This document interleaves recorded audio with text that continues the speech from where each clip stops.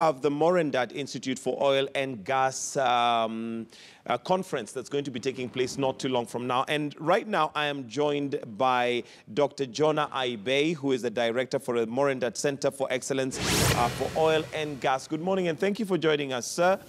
Maybe just to start us off, it's to understand what the Morendat Institute of Oil, Gas and Extractives is all about, sir. Thank you very much. Morendat Institute and Oil and Gas is a training institute that is aimed at providing an opportunity for those who want to specialize in oil and gas to offer the needed human resource requirement for this particular industry.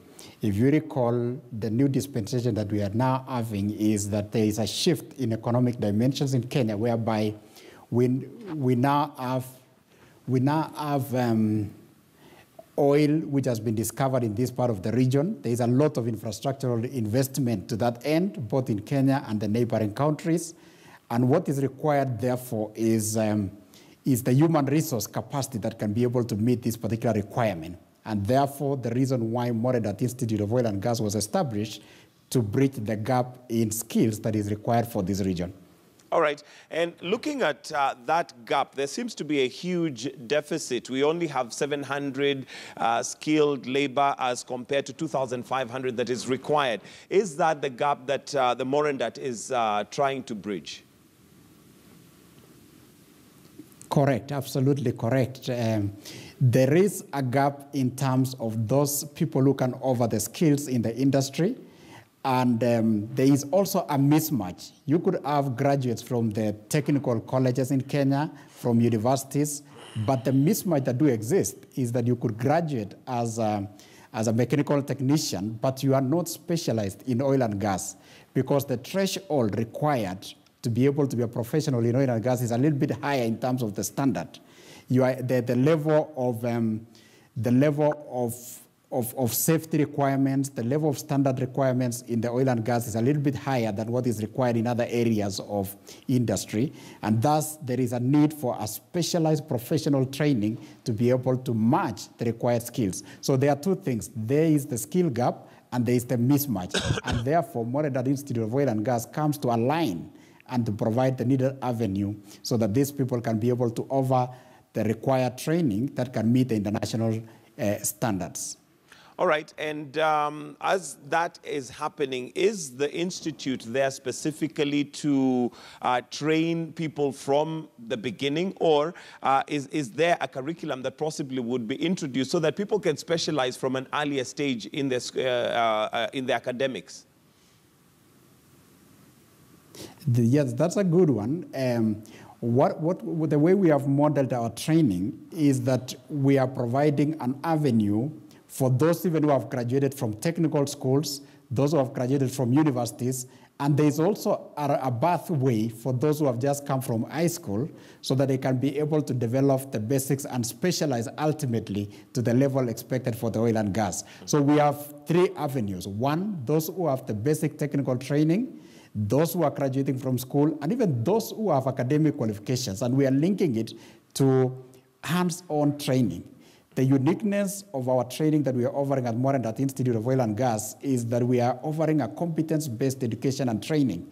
That is to say, that level of training that we'll give you is preparing you to be able to fit to the work environment in the industry. Because the development of the curriculum that you have asked about, whether it is existing, is done in consultation with the industry. So it is basically demand-driven. We are preparing you to fit in the industry because we have what we call the Sector Skills Advisory Committee that gives us input from the industry on what is expected for the oil and gas. All right. Now, extractives may not be a very common career, so to speak, especially given the background that we come from. How is the Institute ensuring that this information is out there and people are aware that there are those skill gaps? And secondly, that there is actually a career that one can make out of, becoming a specialist in extractives? You are absolutely correct. This is not a popular thing out there, but one of the things that we have done is what is going on today. like we are holding a MECA conference at the University of Nairobi auditorium beginning from today and tomorrow. And that's one of the avenues that we are using to allow the general public understand of the existence. Now, there are quite a number of things that are happening in the economy. There are a number of legislative activities like the Mining Act. We are talking of the new petroleum bill.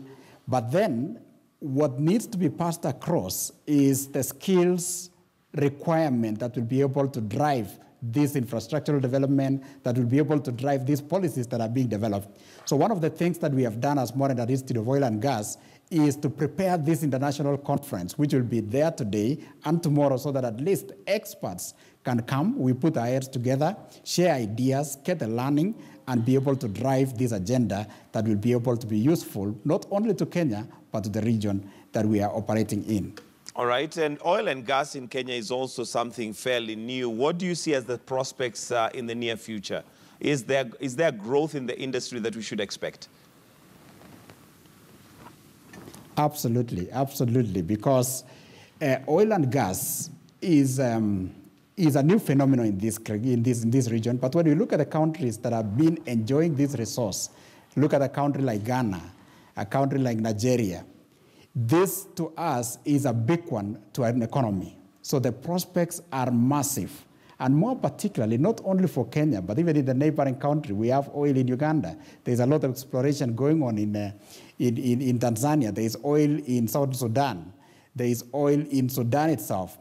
And there's a lot of explorations that are going on. So the prospects are massive. The question that is arising is, are we ready to provide the required local content in terms of human resource capacity?